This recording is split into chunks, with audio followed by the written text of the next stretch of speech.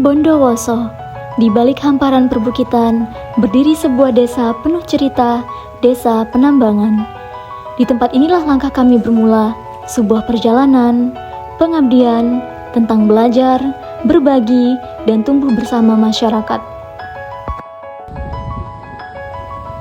Dengan langkah penuh harapan, kami datang, meninggalkan zona nyaman untuk menyatu dengan kehidupan desa. Kami membawa sebuah karya, program kerja utama yang kami sebut Marning, Maps, Kris, and Branding. Sebuah upaya sederhana namun bermakna besar, membantu UMKM agar lebih dikenal, lebih maju, dan juga lebih berdaya. Karena kami percaya, setiap usaha lokal menyimpan potensi, dan bersama masyarakat, potensi bisa tumbuh menjadi kekuatan desa. Langkah pertama kami adalah mendengar, menyimak cerita dari para kepala dusun di penambangan. Dari mereka, kami belajar tentang wajah desa, tentang potensi yang tersimpan, dan tantangan yang masih harus dihadapi. Setiap dusun punya kisahnya sendiri. Ada semangat untuk maju, ada kerja keras yang terus dijaga, dan ada harapan yang menunggu untuk diwujudkan.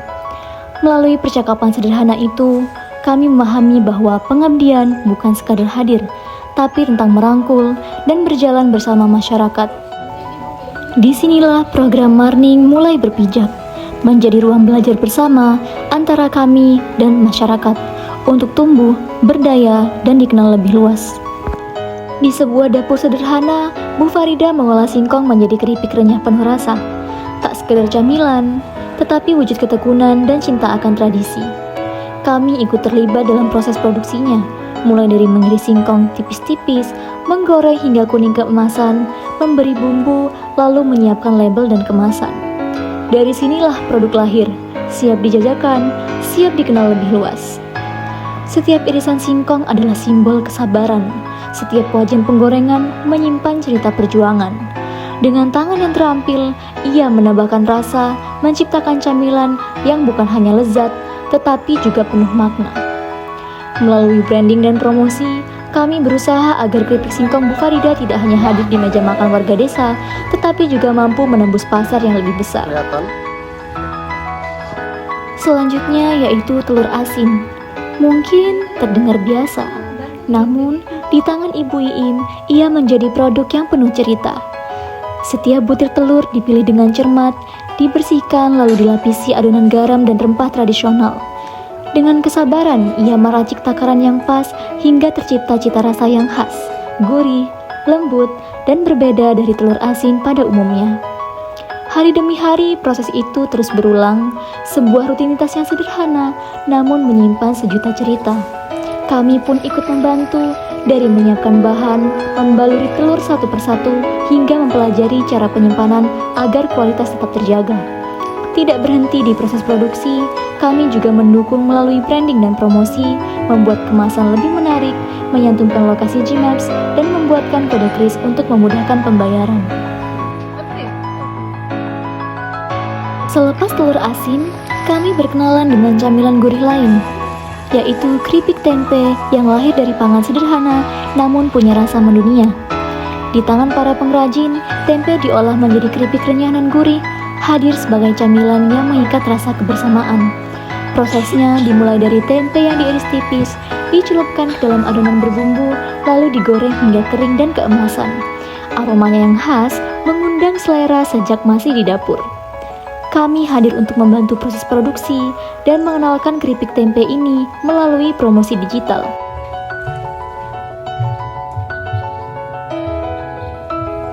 Dari tempe yang gurih, kini kami singgah pada rasa yang lebih ringan, yakni kerupuk bawang. Sederhana, namun selalu ada di meja makan setiap keluarga. Mulai dari adonan tepung hingga penggorengan, dan juga pengemasan, setiap langkah dikerjakan dengan telaten dan penuh kesabaran. Kami membantu dalam kemasan, lokasi G-Maps, serta promosi agar kerupuk bawang ini tidak hanya dinikmati di desa, tetapi juga dikenal lebih luas. Di rumah Bu Egi, tempe bukan sekadar makanan, tetapi tumpuan keluarga. Kami membantu memperkuat usaha ini, dari pengemasan hingga promosi agar tempe Bu Egi bisa semakin berdaya. Terakhir, warung kecil Bu Indah, tempat sederhana namun menjadi pengikat kebersamaan masyarakat desa. Tak hanya mendampingi UMKM, kami juga ikut serta dalam kehidupan desa, mulai dari sosialisasi RKPDS, penyaluran bantuan beras dan juga bantuan pupuk, hingga kerja bakti membersihkan balai desa. Perjalanan kami berlanjut ke ruang yang lebih hangat, yaitu Posyandu.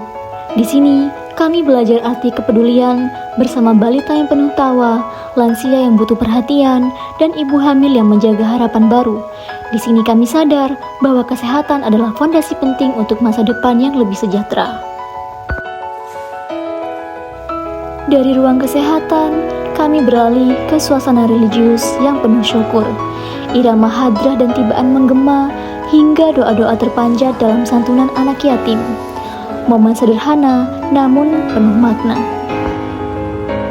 Suatu hari dimulai dengan apel pagi yang dilanjutkan dengan senam dan jalan-jalan sehat yang menumbuhkan semangat. Kami juga menjaga kebersihan posko melalui kerja bakti serta berdiskusi bersama DPL agar setiap langkah pengabdian berjalan lebih terarah. Puncaknya, hari kemerdekaan telah tiba. Di tengah lapangan desa, merah putih berkibar gagah. Kami bersama masyarakat mengikuti upacara peringatan Hari Kemerdekaan Indonesia yang ke-80. Suasana hikmat terasa dalam setiap detik pengibaran bendera, menjadi pengingat tentang arti perjuangan dan kebersamaan. Merdeka bukan sekadar kata, tapi semangat untuk terus berkarya dan mengabdi bagi negara. Tak terasa, 35 hari telah berlalu. Hari demi hari kami jalani dengan tawa, kerja keras, dan doa. Saat berpamitan, haru menyelimuti. Kami meninggalkan jejak, namun membawa pulang kenangan dan pelajaran yang tak ternilai.